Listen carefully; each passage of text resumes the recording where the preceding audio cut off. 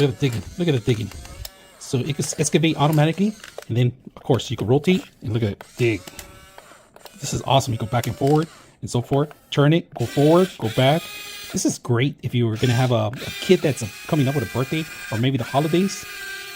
And of course, you don't have to worry about battery charging it, because all you got to do is charge this battery in here, and this one lasts you for a long time. Now, if you guys can see, the controllers actually made to be mimicking a construction site, very rugged, and they even have the little panels here. If you guys can see, beautiful design. 2.4 hertz, which is the frequency that you're going to require, and so you could go long distance on it. So very simple, easy to use. I hope you guys enjoy the video.